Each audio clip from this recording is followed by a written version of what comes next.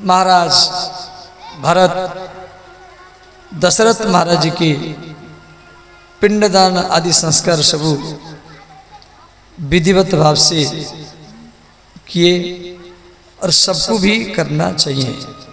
पिंडदान संस्कार सबको करना चाहिए। कुछ मनमुखी परंपरा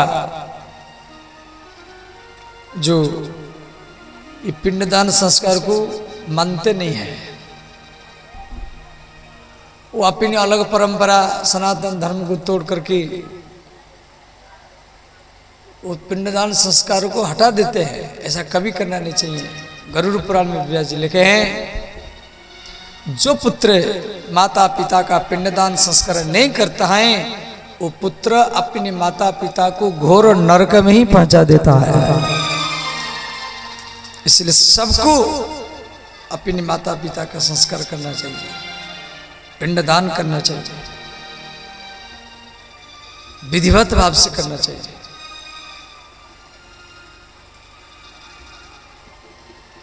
कभी ये सब ऐसे है, मनमुखी है, ऐसा कभी सोचना नहीं चाहिए। व्यास जी लिखें, अभी हम मन से नहीं बोल रहे हैं, जब व्यासाय विष्णु रूपाय, स्वयं भगवान विष्णु व्यास बन करके और पक्षीराज गरुड़ को गरुड़ पुराण में सारा बात लिखे।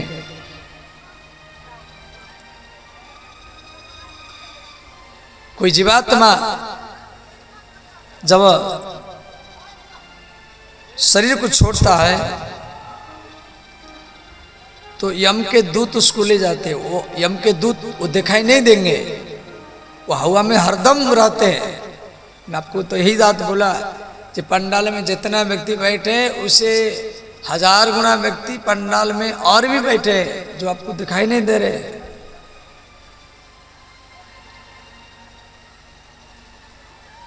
तो यमदूत दिखाई नहीं देंगे आपको, और वो आत्मा को, जीवात्मा को, आत्मा को नहीं जीवात्मा, आत्मा और जीवात्मा में अंतर है, उसको तुरंत यमलोक को ले जाते हैं 2 घड़ी में, फिर वहां से तुरंत वापस ले आते हैं उसी स्मशान के पास जहां पर माता पिता का शरीर जलाया जाता है, उसी के पास ले आते हैं। जैसे उसका शरीर जल रहा है तो बाल बच्चे तो रोते हैं, और वो जीवात्मा वो हवा में रह करके वो भी रोता है, उसी आग के अगल बगल में रहता है। और जब पुत्र जला करके घर को आता है वो जीवात्मा भी उसके पीछे पीछे आता है, उसको पकड़ने के लिए प्रयत्न करता है, परंतु उसके हाथ नहीं है। वो सोच रहा है, हाथ नहीं सोच सकता है।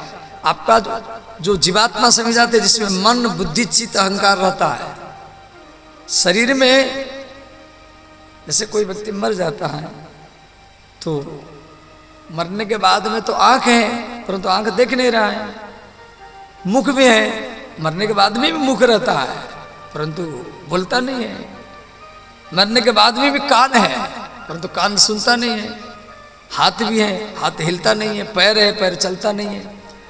तो आंख में जो देख रहा था, मुख में जो बोल रहा था, कान में जो सुन रहा था, वो देह से निकल गया और वो जलेगा नहीं। नैनम छिंदंति शस्त्राणि नैनम दहति च पावक, गीता में स्वयं भगवान कृष्ण बोलेंगे, वो आग में नहीं जलेगा, वो जीवात्मा आग में जलेगा नहीं, उसका शरीर जलेगा। परंतु जिसके रहने पर ये शरीर चलता था, दिखता था, घूमता था, अब वो शरीर जड़ हो गया, परंतु वो जीवात्मा वो आग के अगल बगल में रहता है। जब पुत्र जला करके आता है उसको पकड़ने के लिए प्रयत्न करता है, परंतु उसके हाथ नहीं है, वो पकड़ेगा कैसे? वो बुलाता भी है पुत्र को, परंतु उसका मुख नहीं है, तो वो बोलने पर भी आवाज सुनाई नहीं देगा। जब व्यक्ति घर को आता है, इसलिए घर में नीम के पत्ता हो या लोहे हो या आग, उसको स्पर्श किया जाता है, जो जीवात्मा घर के भीतर में चले न जाए। फिर उसके बाद में प्रथम द्वितीय तृतीय जैसे पिंडदान आदि करते, इसको करने से उसी से उत्कृष्ट होता है। फिर यम के रास्ता में यम लोग जब लेके जाते हैं तो उसको बल मिलता है जो आप पिंडदान करेंगे, फिर यम यातना उसको नहीं मिलता है। ऐसे तो उसका कथा बहुत लंबा है, उसको चर्चा करेंगे। गरुड़ पुरानी कथा, फिर उसी में 7 दिन लग जाएगा। तो सबको पिंडदान करना चाहिए।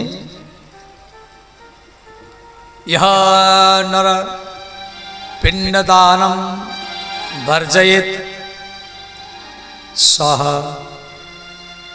घोर नरकम, जो पिंडदान को वर्जित कर देता है वो अपने माता पिता को घोर नरक में पहुंचा देता है। इसलिए सबको पिंडदान करना चाहिए। कभी मनमुखी कई संप्रदाय हैं अपनी इच्छा से वो भगवान को भी नहीं मानते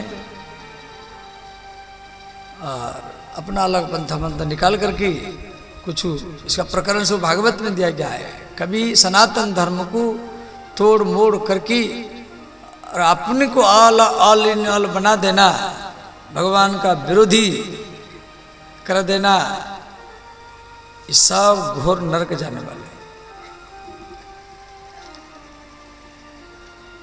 तो श्री महाराज जी का पिंडदान संस्कार आदि भरत जी किए। फिर उसके बाद में अयोध्या में बैठक हुआ।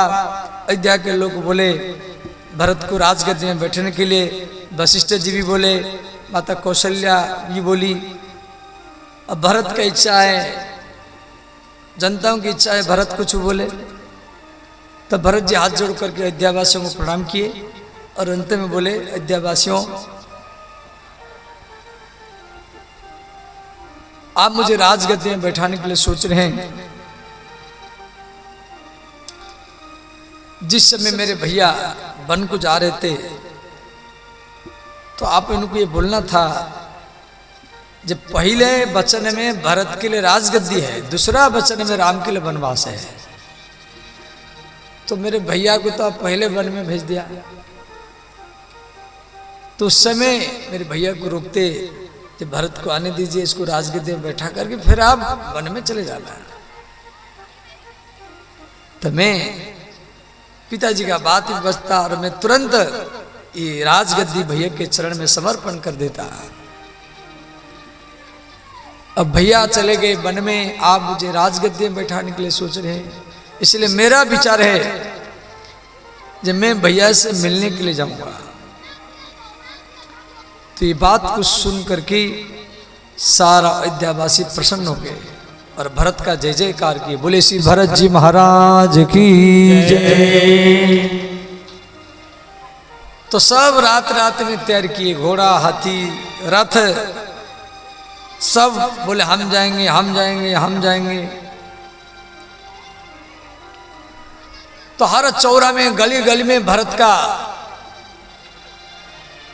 प्रतिष्ठा हुआ। सबका मन में सोचता भरत राजगद्दी में बैठेगा, तो भरत जी मना कर दिए, सबका अज्ञान दूर हो गया।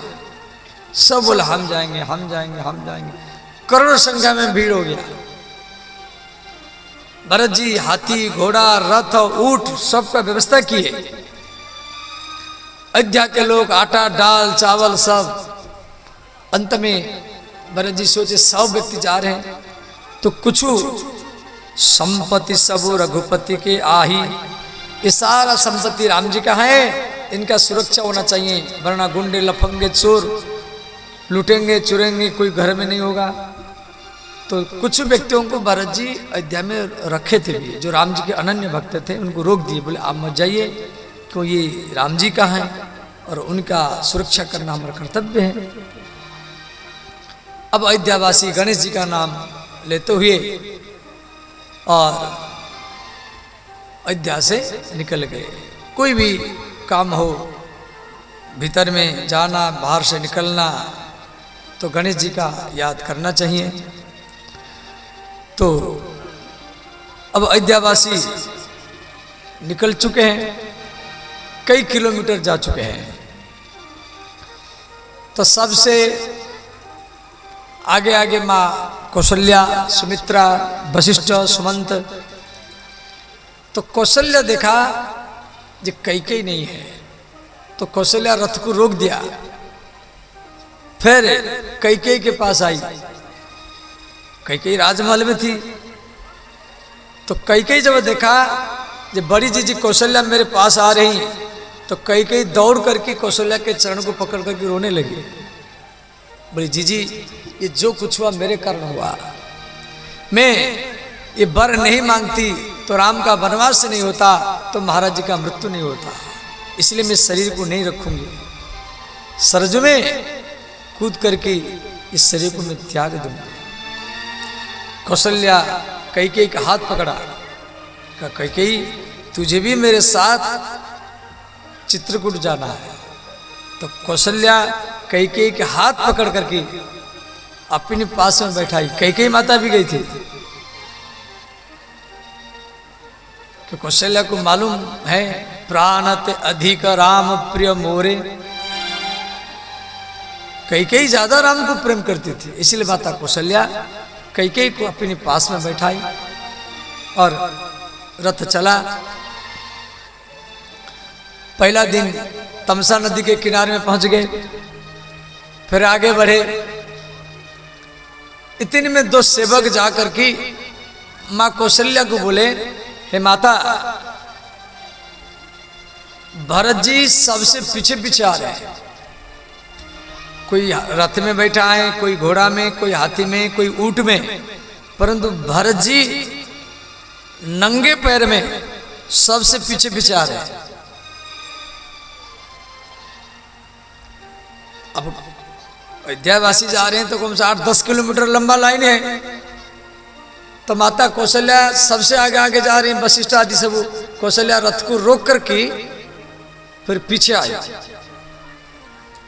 और भरत को देखा। भरत की जो चरण है वो सब फफला पड़ गया है। भरत के चरण सब फफला पड़ गया है, खून बह रहा है, कंकड़ पत्थर फूल गया है। आपको तो अनुभव होगा, आप जब गंगा से जल लेकर के सिंहेश्वर जाते हैं या सुल्तानगंज से जल लेकर के देवघर जाते हैं, डाक बम बोल बम लेकर के जो कमरिया होते हैं नंगे पैर में जाते हैं, जो डाक बम लेकर के जाता है वो दौड़ता हुआ जाता है, उनका सब पैर को अब देखो फूल जाता है, पट्टी बांधा जाता है, अंगुलियों के छेद में खून बहता है और जगह जगह में पानी भर जाता है। पैर के नीचे बूंद बूंद पानी भर जाता है चमड़ा के नीचे। जब वो ऐसा पैर कमरिया का, जब वो कमरिया दूसरा दिन अपने पैर को रखता है तो उसका चीख निकल जाता है, इतना कष्ट होता है। तुलसीदास जी लिखे रामचरितमानस में, झलक झलका झलकत पायन के से, झलका झलकत पायन के से, झलका झलकत पायन के से, झलका झलकत पायन के से। कमरिया के पैर में वो बूंद बूंद जल चमड़ा के भीतर में भर जाता है,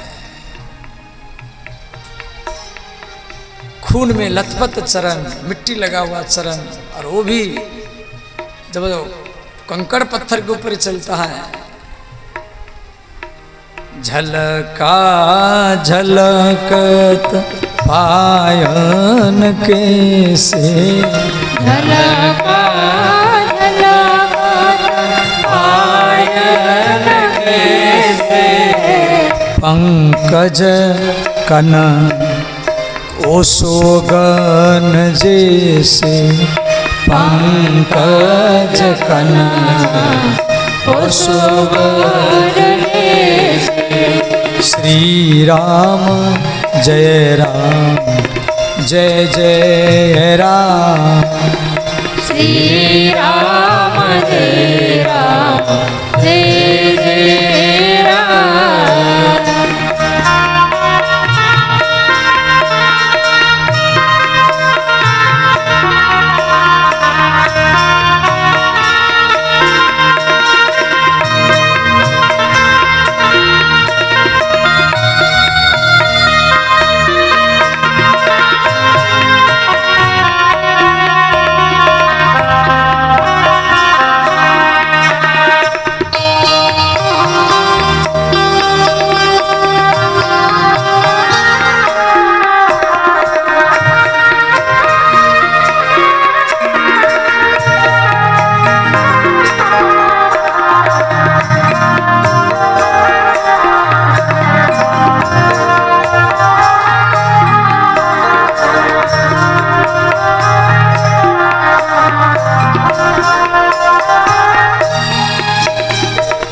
दूसरा दिन अयोध्यावासी श्री निषाद राज के राज्य में पहुंच गए। निषाद राज सारा कोल भील सांताल लोग को इकट्ठा किया। निषाद राज ने कहा, मेरे प्यारे सिपाहियों सेनाओं, यमन राग चला। निषाद राज ने कहा, मेरे प्यारे सेनाओं, भरत यदि राम जी से मिलने के लिए जाता 10, 20, 100, 200 व्यक्तियों को लेकर जाता। ये लाखों संख्या में भीड़ लेकर के जा रहा है, कोई हाथी में, कोई घोड़ा में, कोई रथ में बैठा है। इसका अर्थ है राम जी से लड़ने के लिए जा रहा है। समर मरनो पुनि सुर सरि तीरा राम काज क्षण भंगु शरीरा। निषाद राज ने कहा, सिपाहियों, एक तो जो गंगा नदी के किनारे में मरता है वो वैकुंठ को प्राप्त होता है। दूसरे में कोई सिपाही जिस प्रकार एक योगी अपनी योग बल में वैकुंठ को प्राप्त करता है, ऐसे ही एक सिपाही, एक सेना भारत की सुरक्षा करने के लिए पाकिस्तान, चीन आदि देश, बांग्लादेश आदि के साथियों के साथ वो लड़ते लड़ते जब मर जाता है संग्राम के मैदान में, वो भी वैकुंठ को ही प्राप्त होता है। समर मरना, समर माने संग्राम भूमि में मरना, और सुरसरी तीरा, एक तो लड़ते हुए मरना वैकुंठ मिलेगा, गंगा नदी के किनारे में मरना वैकुंठ लोग को प्राप्त होगा, और राम के लिए मरना, तीनों मुक्ति का कारण है। इसलिए भरत को गंगा नदी पार करने नहीं देंगे। सब सिपाही लोग जो निषाद राज के, कोई धनुष, कोई तलवार, कोई खड़ग, कोई त्रिशूल लेके सब तैयार हो गए। उस समय को वृद्ध व्यक्ति, उसके बाएं नाक में छींक आ गया। इतना का तो छींक भय बाएं, पुरुष की बाएं नाक में छींक आना अच्छा नहीं। वृद्ध व्यक्ति ने कहा, महाराज मेरे बाएं नाक में छींक आ रहा है, हम परीक्षा करेंगे, भरत लड़ने के लिए जा रहा है या मिलने के लिए जा रहा है, कैसे मालूम पड़ेगा।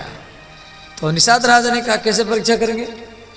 तो वृद्ध व्यक्ति ने क्या, क्यों वृद्धों के पास अनुभव होता है, वृद्ध व्यक्तियों के पास, समाज में वृद्धों का भी आवश्यक है। समाज में वृद्ध नहीं होंगे तो आप गलत निर्णय कर सकते हैं, समझिए। तो वृद्धों को अनुभव होता है। निषाद राजा ने कहा, बताइए कैसे। तो वृद्ध व्यक्ति ने कहा, वृद्ध कौन होता है।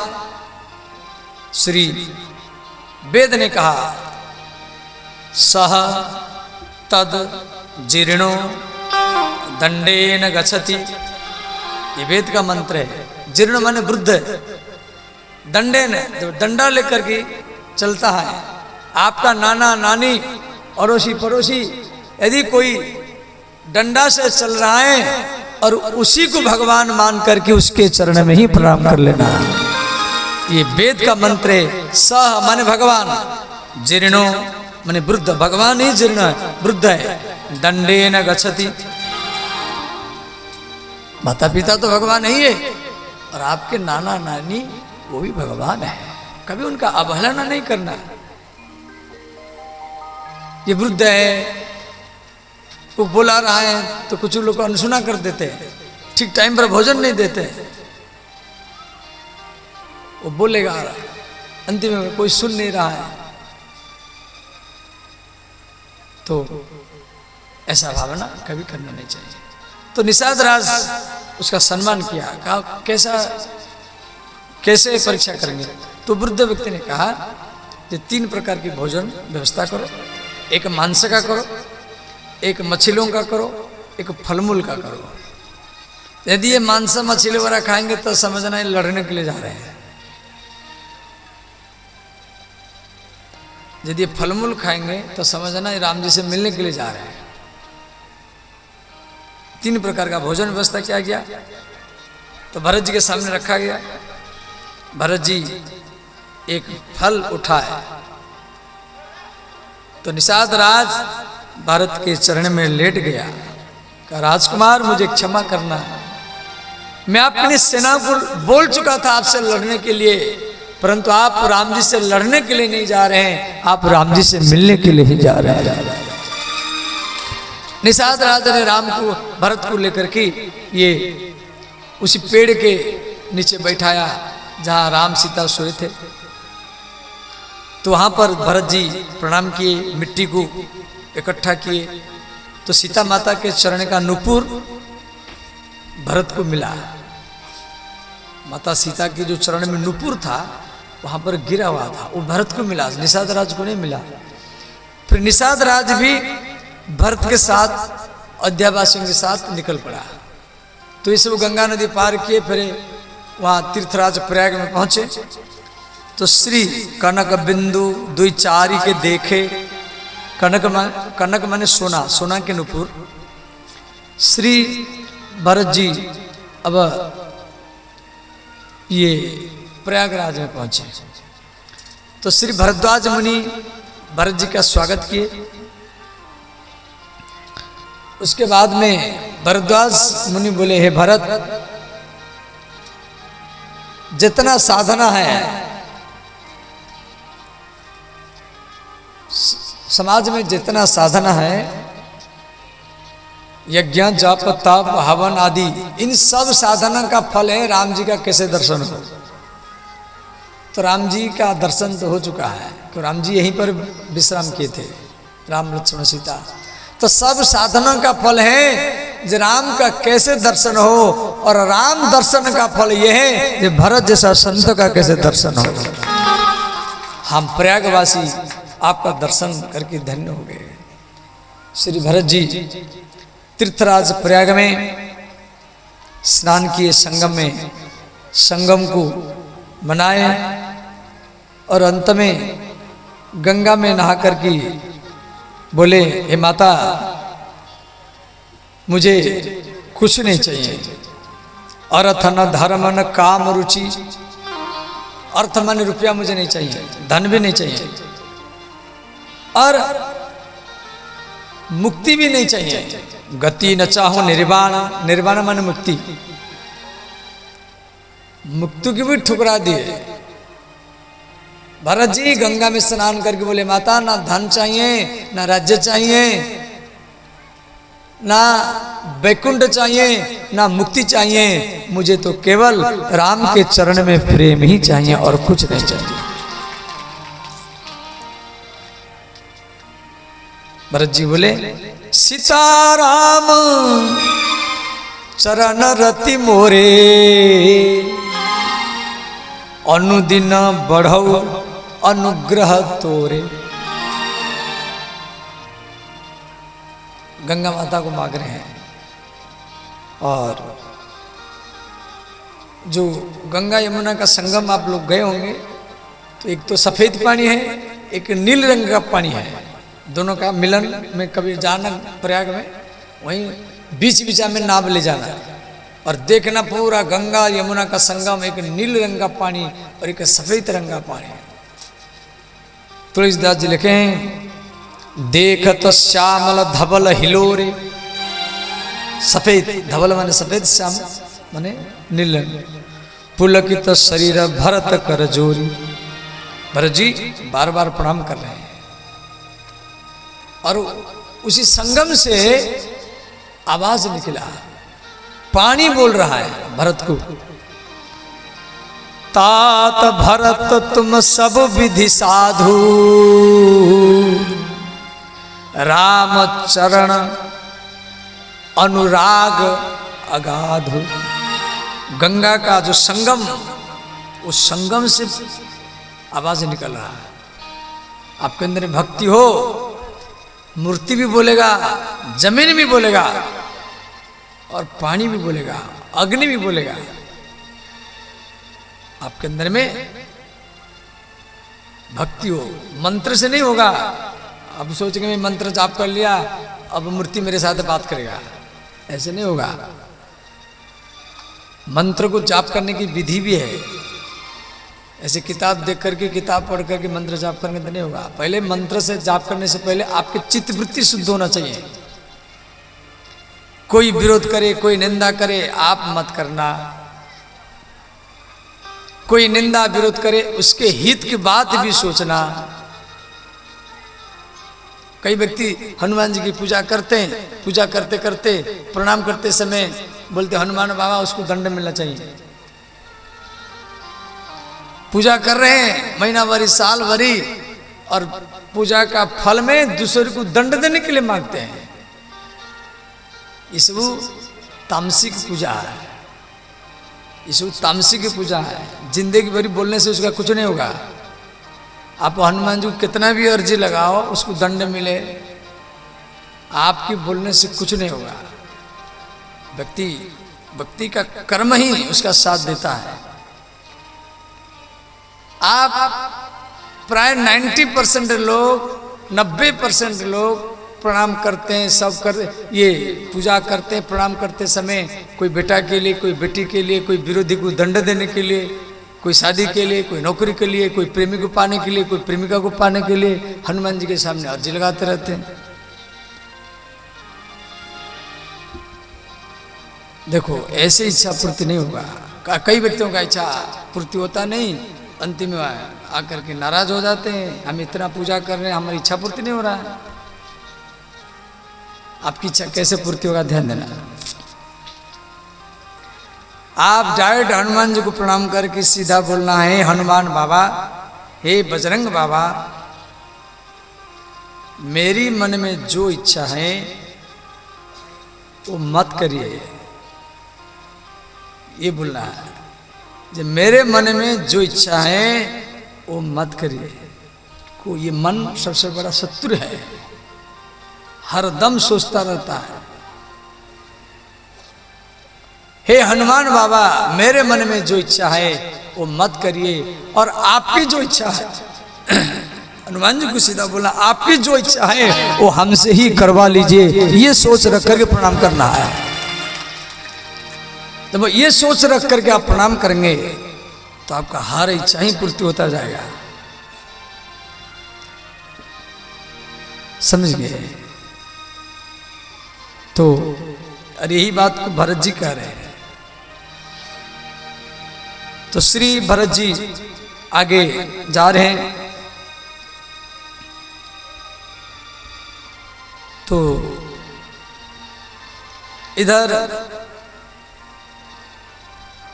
देवराज इंद्र गुरु बृहस्पति के पास गए, बोले गुरुजी भरत जा रहा है राम जी के पास, और भरत की प्रेम में तो राम जी अयोध्या वापस चले जाएंगे। यदि आप आदेश दें हम राम और भरत का मिलन होने नहीं देंगे। यदि हम मंथरा के दिमाग को पलटा करके, कैकेयी के दिमाग को पलटा करके राम जी को राजगद्दी से हटा करके हम लोग को वन में भेज दिया, तो हमें राम और भरत का मिलन होने नहीं देंगे। बृहस्पति ने कहा, इंद्र सावधान, ऐसा कभी मत करना। यदि ऐसा आप कर लिया तो राम का रोष, राम का क्रोध झेलना देवताओं कठिन हो जाएगा। राम सदा सेवक रुचि राखा। राम अपनी भक्तों का रुचि हरदम रखते हैं, इसलिए आप भरत के, राम और भरत के मिलने में सहायक बनो। जिधर जिधर भरत जा रहा है उसको पूरे बादल छुआओ, फूल बारिश करो।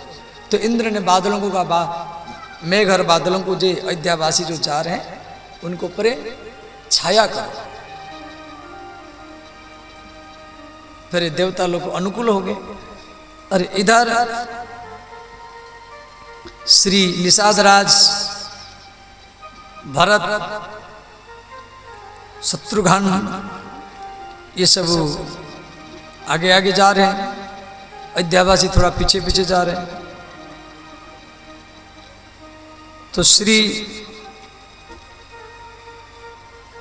कोल भी लोग जाकर के चित्रकूट में राम जी को बताएं जैसे जैसे बहुत भीड़ आ रहा है। तो श्री लक्ष्मण जी लकड़ी लेने के लिए गए थे, वो भी पेड़ के ऊपर से देखे भाई बहुत भीड़ आ रहा है। तो लक्ष्मण जी लकड़ी को रखे तो राम जी के चरण में प्रणाम किए, बोले भैया भरत आ रहा है, परंतु यदि मिलने के लिए आता इतना भीड़ लेकर क्यों आ रहा है? 10, 20, 100, 1000 व्यक्ति को लेकर आता तो लाखों करोड़ व्यक्तियों को लेकर आ रहा है। लक्ष्मण जी को क्रोध आया। लक्ष्मण जी राम जी के चरण में प्रणाम करके बोले, जो सहाय कर शंकर आई, तो मार हूं रन राम दुहाई। वो राम जी के चरण में प्रणाम करके सगंध लिया लक्ष्मण, जो भैया आपके चरणों को मैं सगंध खाकर ही कह रहा हूं, आज मैं भरत को जीवित जाने नहीं दूंगा। जो सहाय कर शंकर आए, स्वयं महादेव, शंकर माने महादेव, यदि भरत का भी साथ दे तो मैं भरत को संग्राम के मैदान से जीवित जाने नहीं दूंगा।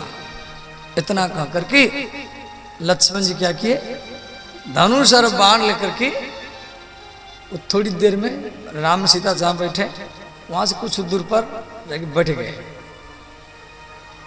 और इधर श्री निषाद राज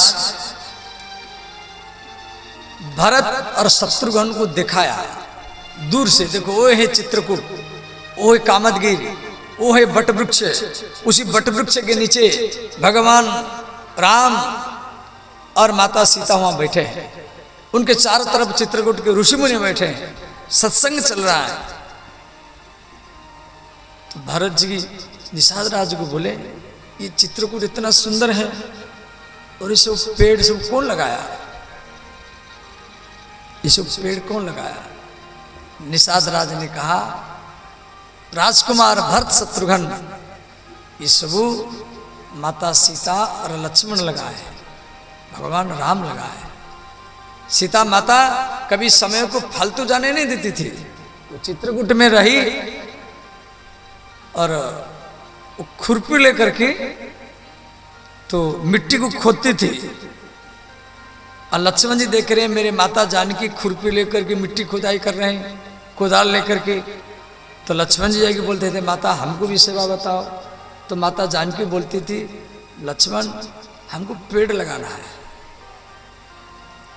तो लक्ष्मण जी भी वो भी कुदाल लेकर के खुरपी लेकर के जगह जगह में सब मिट्टी को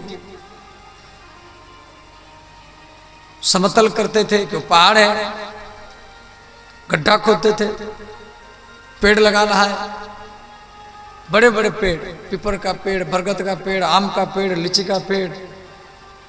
तो माता जानकी और उसके जो बीज उन गड्ढों में रोपती थी। उसके बाद में माता जानकी कभी बैठती थी नहीं, वो तुरंत घड़ा लेकर के, वहाँ मंदाकिनी नदी है चित्रकूट में, और मंदाकिनी नदी से जल भर भर करके लाती थी। तो लक्ष्मण जी बोलते थे, माता मैं भी आपके साथ जाऊं। लक्ष्मण जी भी लाते थे उनके साथ। फिर माता जानकी गोबर खाद और उसके साथ एक मेड़ बना दी थी, मेड़ जैसे किसान मेड़ बनाता है, क्यों जल को ठहराने के लिए, न जल इधर उधर चला जाएगा। फिर माता जानकी दबिया लेकर के कांटा इकट्ठा करती थी बाढ़ बांधने के लिए। भाई कोई भी पेड़ लगाओ, कोई बकरा बकरी खा जाएगा, इसलिए कोई बाढ़ तो भी चाहिए। तब माता जानकी दबिया लेकर के जंगल से कांटा इकट्ठा करती थी और बांध करके सिर पर उठाती थी, उठाते समय गिर जाती थी। लक्ष्मण जी दौड़ करके जाते थे, उठा देते थे। तुलसीदास जी यहां पर लिखे हैं, तुलसी तरुवर विविध सुहाए, तुलसी तरुवर विविध सुहाए। तुलसी मानी यहाँ तुलसीदास जी। तुलसीदास जी स्वयं आगे, जब मैं भी होता, मैं भी माता जानकी के साथ मैं भी पानी ले आता, कांटा इकट्ठा कर लेता। क्यों? माता जानकी अपने सिर पर कांटा ला रहे। तरुवर समझाते, तरु बोलते बड़े बड़े पेड़ को, बड़े बड़े पेड़ को तरु बोलते हैं। बरमन श्रेष्ठ, ऐसे जो माने आंवला है, आम है, बर है, पिपर है, ऐसा ऐसा पेड़। तुलसी तरुवर विविध सुहाए, तुलसी तरुवर विविध सुहाए। कहूँ कहूँ सिया कहूँ लक्ष्मण लगाए, कहूँ कहूँ सिया कहूँ लक्ष्मण लगाए, कहूँ कहूँ सिया कहूँ लक्ष्मण लगाए, कहूँ कहूँ सिया कहूँ लक्ष्मण लगाए। श्री राम जय जय राम, श्री राम जय जय राम, श्री राम जय जय राम, श्री राम जय जय राम।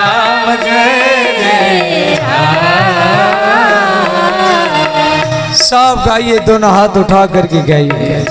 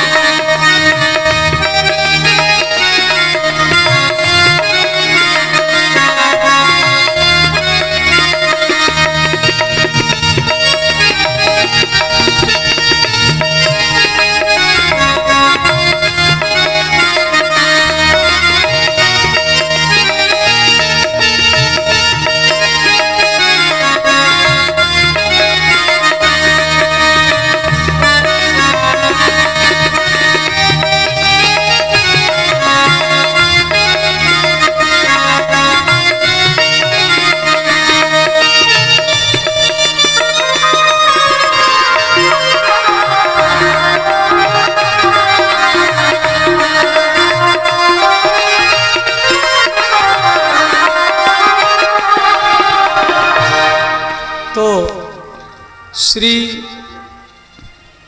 निषाद राज दिखाया पेड़ सब, तो वहीं से भरत और शत्रुघ्न दोनों दंड प्रणाम करते हुए आए। प्रणाम करते थे, फिर खड़े होते थे, फिर प्रणाम करते थे, फिर खड़े होते थे, फिर प्रणाम करते थे। ऐसे दंड प्रणाम लेट के प्रणाम करके आते थे। जैसे वृंदावन में गोवर्धन के चारों तरफ दंड प्रणाम लगता है, लेट के प्रणाम करना है। तो निषाद राज आगे आगे झाड़ू लगाते थे। तो राम सीता बैठे हैं, लक्ष्मण जी थोड़ी दूर पर धनुष में बाण लगा के बैठे हैं, राम सीता के चारों तरफ चित्रकूट के ऋषि मुनि बैठे हैं। भरत जी राम जी के पास में पहुंच गए। पाहि नाथ कही पाहि गोसाई,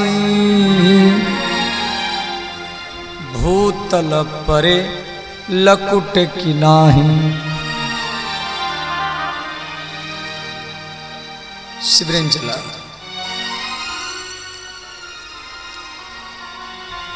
इंगित कोविता, इंगित मैंने संकेत से पकड़ लेना चाहिए, ये नहीं आप बोले तब पकड़ेगा, तो ध्यान देना है। तो श्री भरत जी पाहि नाथ कही पाहि गोसाई, भूतल परे लकुट की नाही। लकुट माने लकड़ी, लकुट बोलते लकड़ी को, लकड़ी को काट दो लकड़ी गिरेगी। भरत जी हे नाथ पाहि माम रक्ष माम, पाहि माम रक्ष माम, मेरा रक्षा करो मेरा रक्षा करो, इस प्रकार बोल करके वो पृथ्वी के ऊपर गिर गए। भूतल माने पृथ्वी पर, लकुट की नाही लकड़ी के समान गिर गए।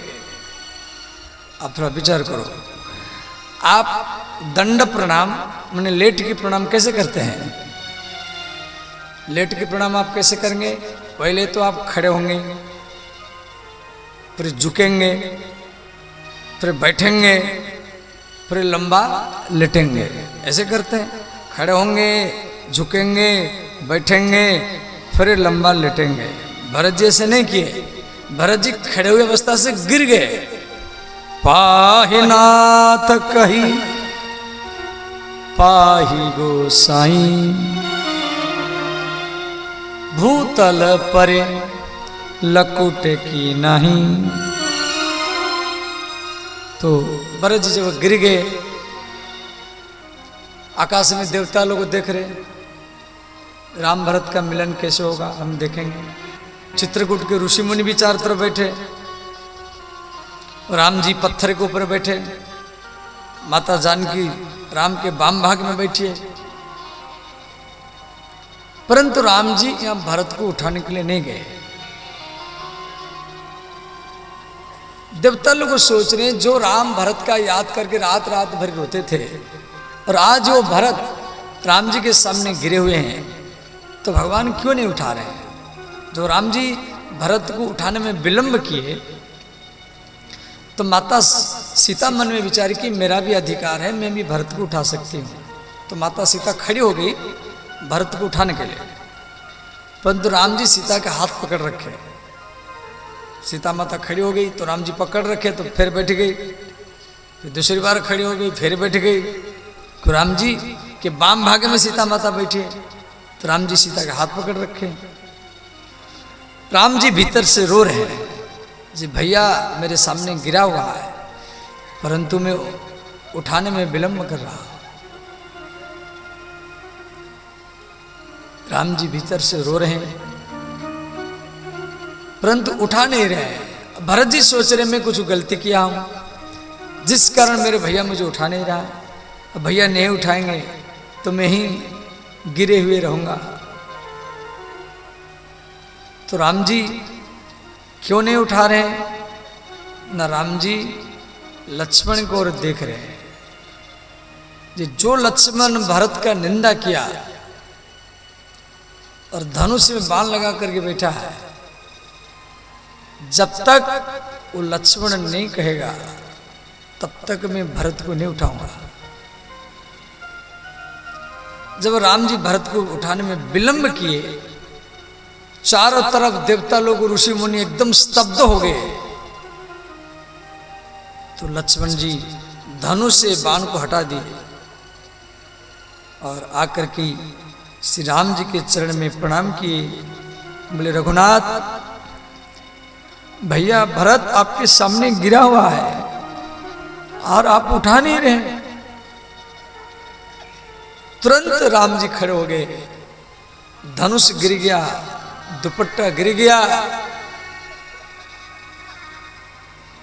श्री राम जी उठी, राम सुनी प्रेम अधीरा उठी, राम सुनी प्रेम अधीरा।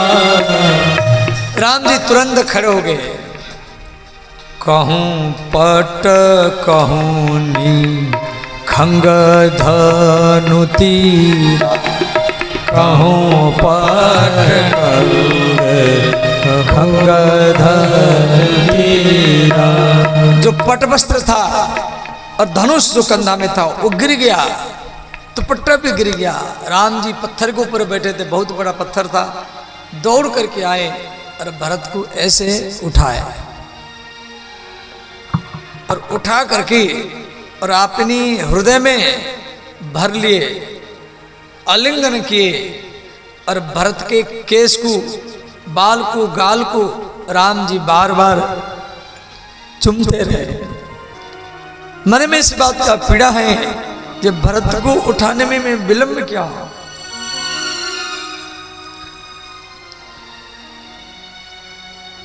और श्री राम जी भरत को, जैसे कोई बच्चा बेहोश पड़ा है, कोई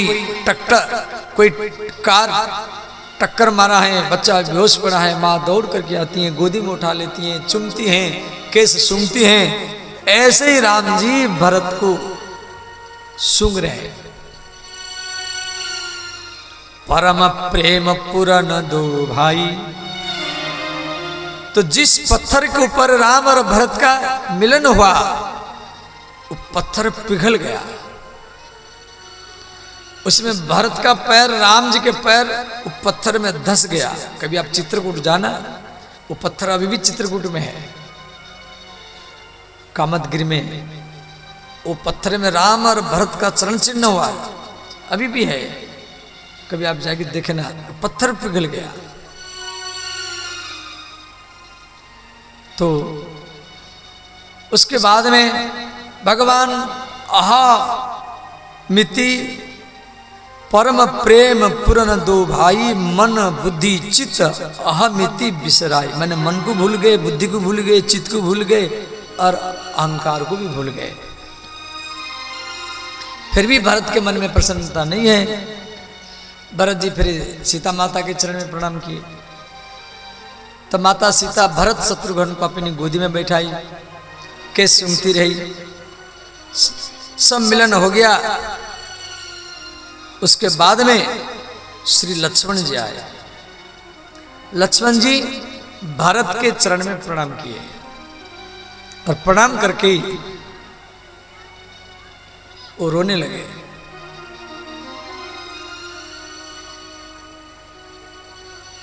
तो भरत जी लक्ष्मण को गोदी में उठा लिए। बोले भैया लक्ष्मण, आप क्यों रो रहे हैं? आप क्यों रो रहे हैं? लक्ष्मण जी बोले भैया, मैं आपको मारने के लिए धनुष में बाण लगाया था। तो भरत जी बोले लक्ष्मण, तू मुझे मारने के लिए धनुष में बाण लगाया था, तू बाण को क्यों नहीं छोड़ दिया? यदि तू बाण को छोड़ देता, वो बाण मेरे छाती में लगता, राजी मेरे ऊपर जो कलंक है ये समाप्त हो जाता। उसके बाद में श्री चारों भाई मिले। तो भरत जी बोले राम जी को, भैया अयोध्यावासी पीछे पीछे आ रहे हैं। तो राम जी क्या किए, सीता जी के पास शत्रुघ्न को बैठाए। राम, भरत, शत्रुघ्न, निषादराज, चित्रकूट के ऋषि मुनि, ये पहाड़ के ऊपर से कामतगिरी से नीचे उतरे। अयोध्यावासी पीछे पीछे आ रहे हैं।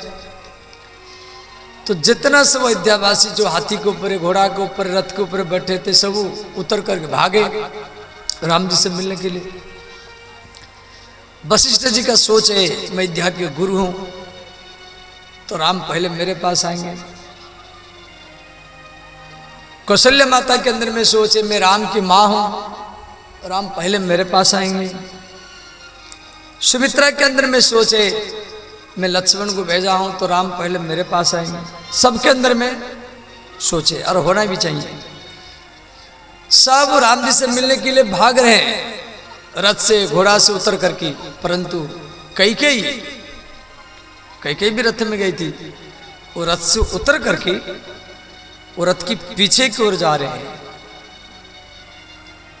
तो भगवान राम का नजर केवल कैकेयी माता के ऊपर है। राम जी